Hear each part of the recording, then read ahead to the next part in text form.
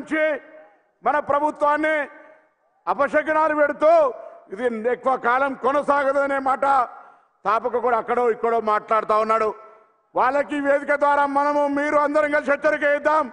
కాంగ్రెస్ ను ముట్టే ధైర్యం ఉంటే మాడి మసైతారు నా కొడక అనేటువంటి మాట ఇవాళ చెప్పాల్సిన అవసరం ఉంది. అంతేకాదు ఇవాళ కాంగ్రెస్ పార్టీ కార్యకర్తల ప్రజల ఆకాంక్షలకు అనుగుణంగా ఈ తెలంగాణలో ఉన్నటువంటి నియంత్రిత ప్రభుత్వాన్ని మార్చి ఒక ప్రజాస్వామిక ప్రభుత్వాన్ని ఏర్పాటు చేసుకున్నాం. మనం ఇవాళ ప్రజలకు సంబంధించినటువంటి సమస్యల్ని పరిష్కరించే విధంగా ఆనాడు నియంత్రణకు వేదిక అయినటువంటి ప్రగతి భవన్ ను ప్రజాభవన్ గా మార్చుకున్నాం. అంబేద్కర్ గారి సెక్రటరియట్ నుంచి ప్రజలకు సంబంధించినటువంటి పరిపాలన కొనసాగుతా ఉంది. దయచేసి ఇక్కడి నుంచి పోయిన తర్వాత రాష్ట్రం మొత్తం మీద ప్రతి గ్రామంలో ఇక్కడికి రానటువంటి వాళ్ళు కావచ్చు, ప్రతి కార్యకర్త మన ప్రభుత్వంపై చేస్తున్న విమర్శల్ని గట్టిగా తిప్పికొట్టే విధంలో ఇక్కడ కూడా వెనుకడుగేయద్దని చెప్పే మాట మనం చేస్తా ఉన్నా. 70-80 రోజులు కానీ ప్రభుత్వాన్ని 10 సంవత్సరాలు పరిపాలించినటువంటి టీఆర్ఎస్ ప్రభుత్వము వాళ్ళు ఇచ్చినటువంటి హామీలు అమలు కాని హామీలు ఎన్నో లెక్క తీసి ఇప్పదీసి కొట్టమని అడుగుతా ఉన్నా.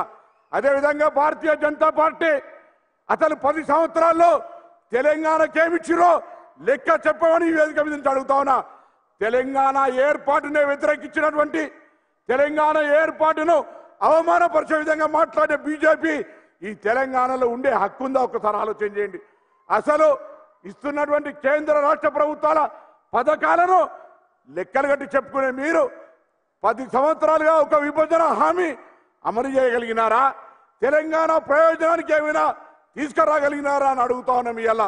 అందుకే రాబోయే ఎన్నికల్లో ఈరోజు రాష్ట్ర శాసనసభ ఎన్నికల్లో తెలంగాణ ప్రభుత్వాన్ని కాంగ్రెస్ ప్రభుత్వాన్ని గెలిచినారు. అలసిపోయి మనం ఏదో సాధించడం అనుకునేది అవసరం లే.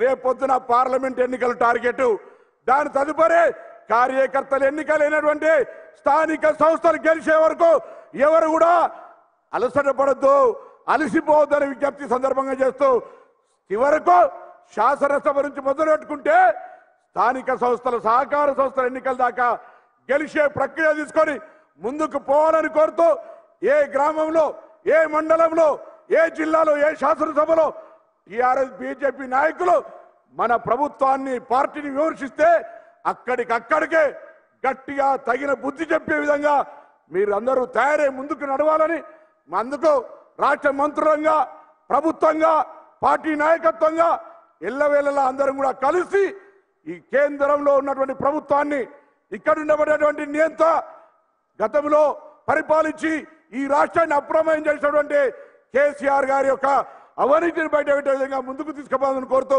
మరొక్కసారి ఈ యొక్క జరిగినటువంటి కార్యక్రమాలు అటు మహిళలు ఆనందంగా ఆర్టీసీ బస్సు ఎక్కుతుంటే ఇంటికొంగనే 500 రూపాయల సిలిండర్ ఉంటే 200 రూపాయల కరెంటు బిల్లు యూనిట్ల 200 యూనిట్ల కరెంటు ఫ్రీ వస్తుంటే మిగతా కార్యక్రమాలు ఇండ్లు కావచ్చు, ఆసరా పెన్షన్ కావచ్చు, అన్ని కూడా అమలు చేస్తామనే మాట ధైర్యం ఇవ్వండి. 1,05,00,000 అప్లికేషన్లు ప్రజాపాలన కింద తీసుకున్నాం. వరుసగా అన్ని నెరవేరుస్తామనే విశ్వాసాన్ని గ్రామంలో ఉండే మీరంతా ఇయ్యమని సందర్భంగా మరొక్కసారి కోరుతూ అందరికీ హృదయపూర్వకంగా నమస్కారం చెప్తూ సెలవు తీసుకుంటా ఉన్నాను.